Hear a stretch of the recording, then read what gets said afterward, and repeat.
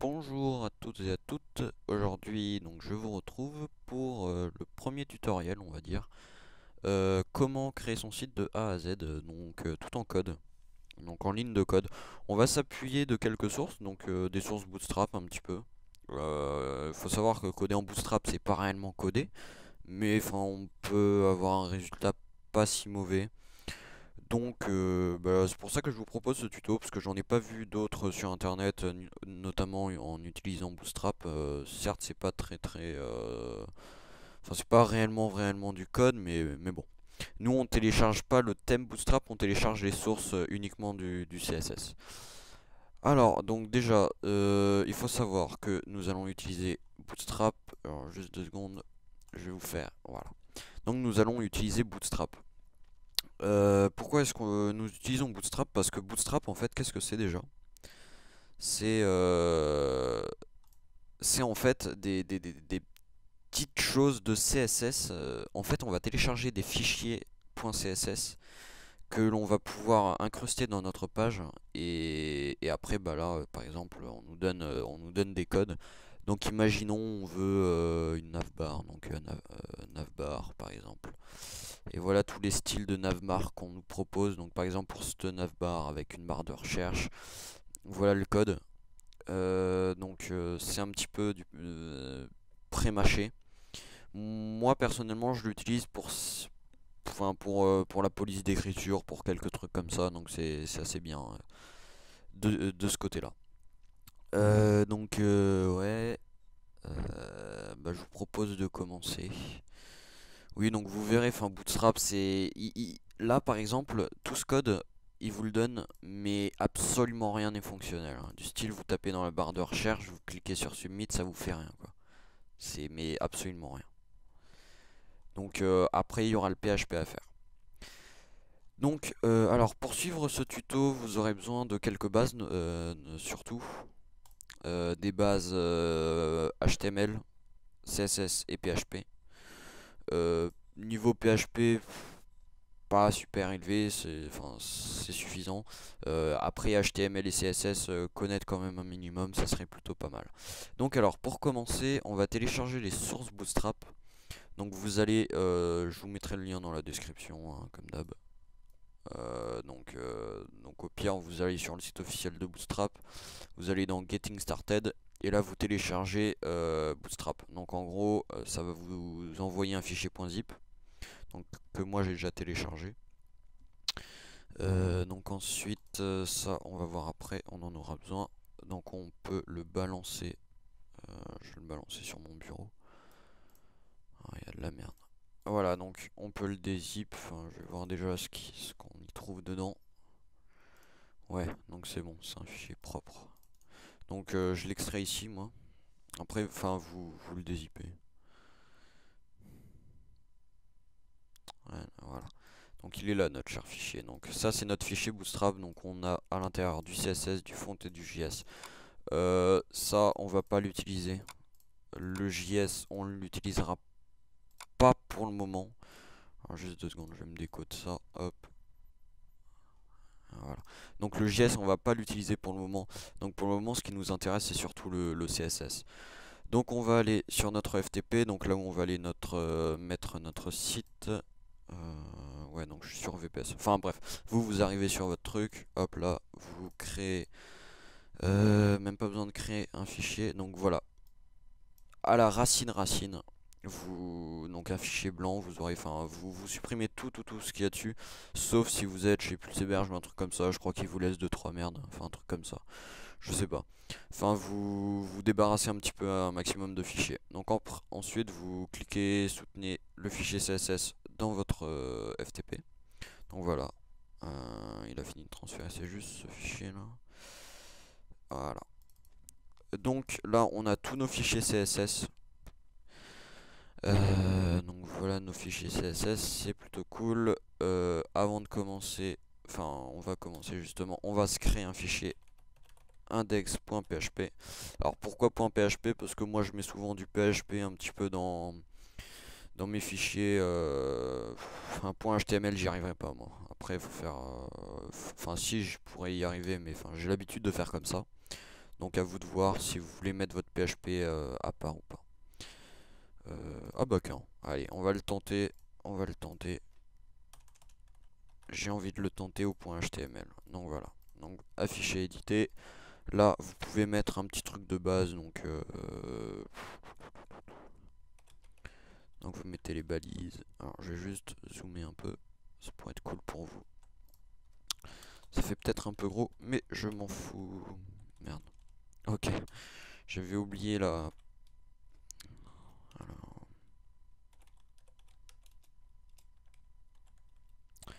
Voilà.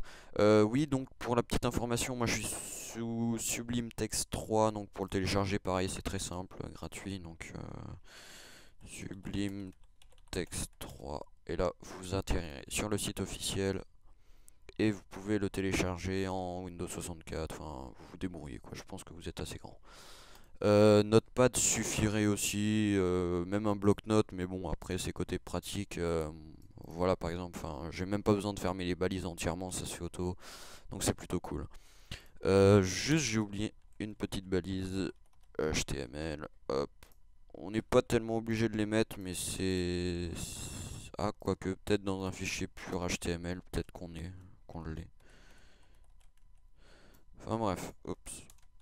Voilà, donc j'ai fait donc mes trucs de base.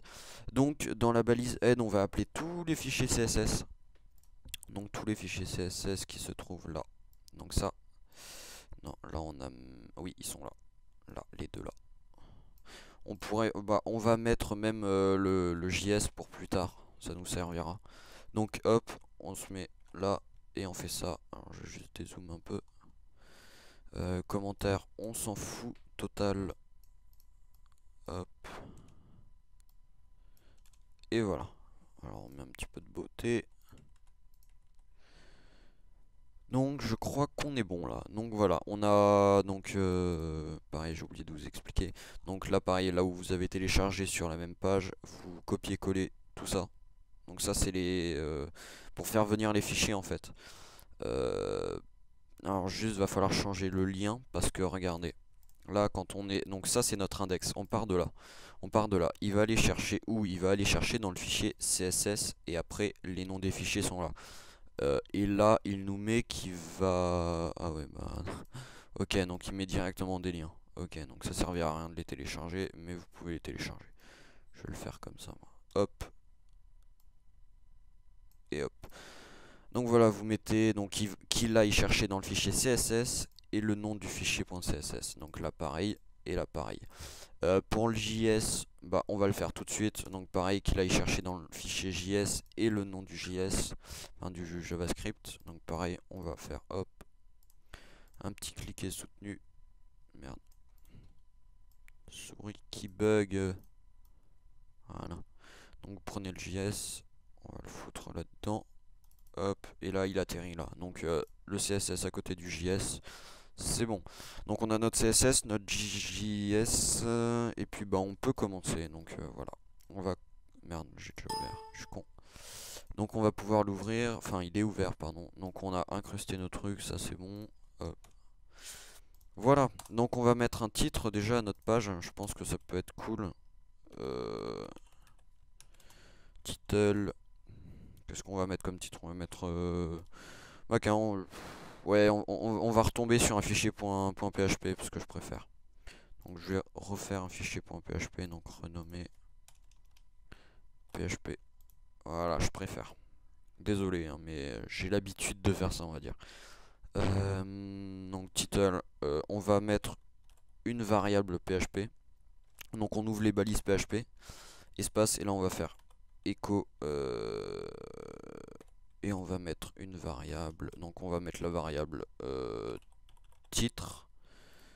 On ferme la balise PHP, on ferme la balise title, et merde, putain, j'oublie qu'elle se ferme automatiquement avec Sublime Text. Donc voilà, donc là on a notre balise titre. Donc on va créer notre variable PHP. Alors le PHP on peut le mettre tout à la fin ou tout au début. C'est bon, enfin du moment que c'est... En gros le HTML et PHP, tant que le PHP est en ordre et que le HTML est en ordre, peu importe si l'un se place au-dessus de l'autre, OSEF. Donc là, hop, PHP, on va fermer notre PHP, voilà. Et là on va définir la variable titre, oui, est égal à, hop, tuto. On va voir si ça fonctionne, j'enregistre, hop, hop, hop. Et donc oui, donc pour moi mon lien c'est un lien en chiffres, donc faut pas regarder trop mon lien. Donc voilà, c'est bon, on a bien notre titre tuto. Et donc si par exemple ici je veux changer donc le titre là par exemple il est là, hein. Alors pourquoi je le fais passer par une variable? Parce que plus tard on va voir, je vais essayer de, enfin on va le faire. On va se connecter à une BDD et dans la BDD on va trouver la variable titre. Et le titre, si par exemple titre, après on pourra faire si titre est égal à maintenance, alors on redirige vers telle page. Ou alors on affiche ça. Donc on l'utilise comme ça et pas juste mettre par exemple, ça tuto. Ça c'est débile on va dire. Enfin parce que si vous voulez mettre une maintenance, vous devez ouvrir le fichier, éditer tous les fichiers, changer le titre et tout. Donc non. Non, non, non. Il y a beaucoup plus simple, vous prenez ça et vous faites un petit écho de variable. Donc par exemple là si on change, on met le célèbre AZERTY on va dire. Et oui, mon petit je l'ai pas acheté. Hop, hop, on refresh. Et là, voilà mon titre AZERTY. Donc voilà, donc moi je vais laisser tuto. Ça le fera super bien. Alors, donc ensuite on a notre petit titre. Bah on va le faire tout de suite si titre est égal à maintenance. Même si pour le moment le titre se trouve là et qu'on le cherche pas encore dans la BDD, on peut le faire déjà. Donc alors on va faire if variable titre, on va pas faire maintenance parce que des fois on écrit maintenance avec un M majuscule ou un truc comme ça. On va faire si titre est égal à 1 ou un truc comme ça. Donc si titre est strictement égal à 1, alors... Et merde. Alors on va faire titre est égal à maintenance. Voilà. Et on va faire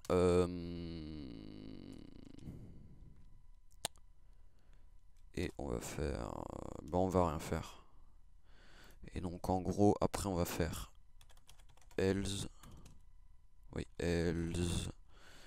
Et pour dire que si le titre n'est pas égal à 1, on affiche la page normale. Merde. Hop, hop, voilà. Donc là j'ai fermé ma balise PHP. Donc ça va être notre page normale. Et si c'est égal à maintenance, c'est ça. Donc on va faire le test par exemple. Donc là on va mettre, donc on va fermer notre balise PHP, puis on va la réouvrir. Hop, merde. PHP. Donc voilà. Donc là on peut mettre notre page de maintenance. Donc par exemple si je veux mettre,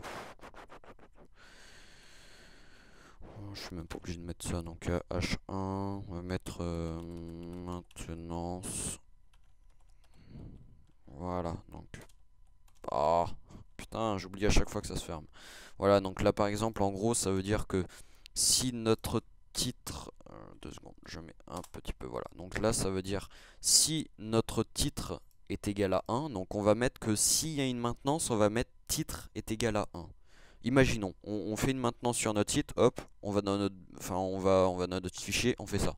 Hop, donc là on a mis est égal à 1. Si c'est égal à 1, ça veut dire qu'il y a une maintenance. Donc titre est égal à maintenance. Et en plus de ça, on va mettre notre page. Et dans notre page, on va créer un H1 ou écrit en majuscule maintenance. Mais si, donc là, else, si titre n'est pas égal à 1, on affiche la page normale. Et on ferme la collade. Donc on va l'essayer. Donc hop. Normalement là, il devrait rien afficher. Je dis, ah bah oui, parce que j'ai mis 1. Donc là, par exemple, j'ai mis titre est égal à 1. Donc titre, j'ai mis une maintenance. Donc titre est égal à 1, titre est égal à maintenance. On va voir. Ah, petit bug. Ah oui, parce que oui, j'ai pas mis ça dans ma page de maintenance. Hop, hop, donc là voilà, donc là j'écho le titre, donc on va juste refresh un petit peu la page. Un coup de F5, voilà, donc le titre est égal à maintenance et on affiche notre page maintenance. Donc là on affiche notre page maintenance, ça c'est notre page en gros. Là entre cette accolade et cette fermeture d'accolade, c'est notre page de maintenance. Et entre cette accolade et cette accolade, c'est notre page normale, on va dire. Donc là, par exemple, on va mettre un titre normal, on va mettre tuto. CTRL S, hop, hop. Coup de F5. Et voilà, donc là, tuto, et il nous affiche rien parce qu'on n'a encore rien mis sur notre page normale. Donc voilà, cette petite, on va dire, sécurité, c'est fait. Hop, plus à refaire. Je vais juste mettre...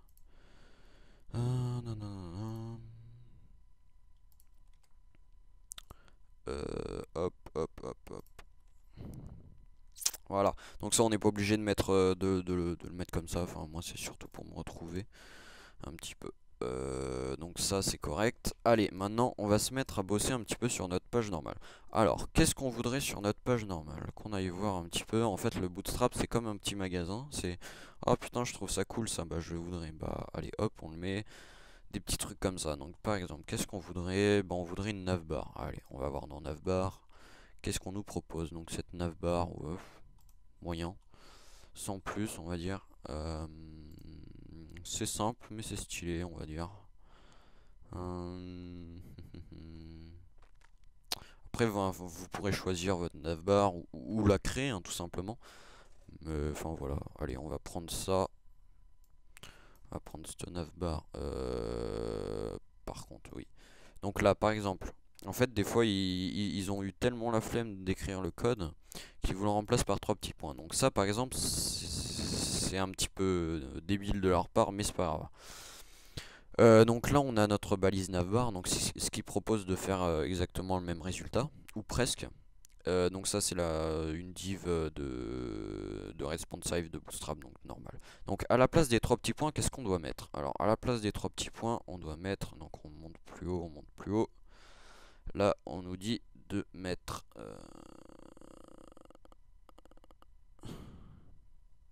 voilà, donc là on va y mettre des LI, des UL, enfin on va mettre des LI on va dire. Donc voilà, donc là j'ai copié le code. On va aller dans notre page normale. Donc hop, CTRL V. Et là on met un petit peu de beauté on va dire. Les 3 petits points on peut les laisser encore, on va les jarter. Hop là, donc alors, donc notre div de navbar, notre div de responsive, et à la place des 3 petits points, on va venir mettre donc notre... on va commencer par un petit UL, ensuite un petit LI. C'est ouais, c'est LI je crois. Oula, ça fait longtemps, je vais juste revoir le petit truc.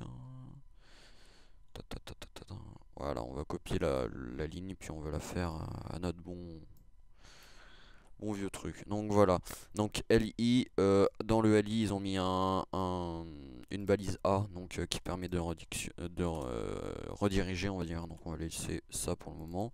Donc là on va mettre home par exemple, voilà. Et là on va en mettre plusieurs. Donc voilà, on a mis 3 LI, on va les renommer un petit peu. Donc on va mettre home, on va mettre bah, tout simplement home 2 et home 3. Merde, pourquoi j'ai supprimé? Voilà, home 3.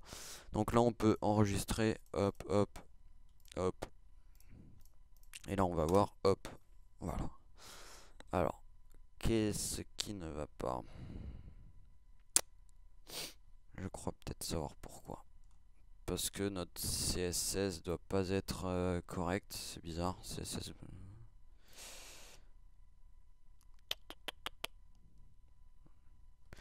Bah si, il l'est. Oh là là là. Attendez, tout simplement. On va aller voir. On va prendre tout ça. On va pas se faire chier. Hop. Hop et hop. Hop. Hop. Et voilà.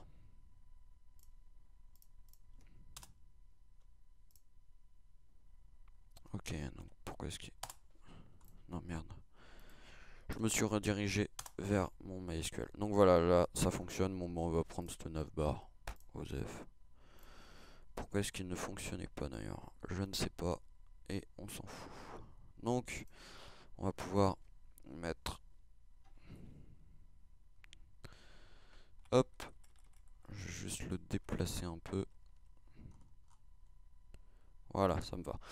Oui, donc pour sélectionner par exemple, enfin là comme je fais par exemple, hop, vous cliquez votre curseur et vous laissez votre souris. Vous cliquez sur la touche maj que vous soutenez et ensuite vous vous déplacez avec les flèches. Et ça fait ça en fait. Et donc voilà.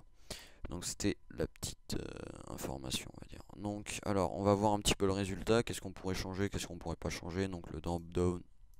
Pourquoi est-ce qu'il fonctionne pas le cher monsieur là? Drop down, t'es où? Submit.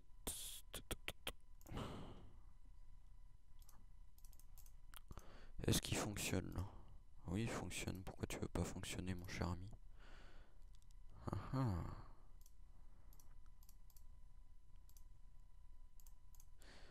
Petite ellipse. Et donc alors... oui, c'est bon, ça tourne. Donc j'ai tout simplement supprimé un petit bug de Bootstrap. Donc voilà. Donc je les ai supprimés. Donc notre résultat maintenant est comme ça. Donc là on va mettre notre home principal. Donc on pourra mettre une image. Et nos deux petits boutons, une barre de recherche, une barre submit et le petit link. Bon ça on va l'utiliser, on va le mettre en double, se connecter, s'inscrire. On va essayer de faire ça. Bon, je pense que pour cet épisode, pour ce premier épisode, on va pouvoir se quitter là. Pour le prochain épisode, on essaiera de voir pour mettre un fond, donc une image de fond. Ça pourrait être plutôt cool. Et puis on va renommer un petit peu notre navbar. Donc voilà, c'était tout pour ce premier tutoriel. Et je vous donne rendez-vous pour l'épisode 2. Allez, salut!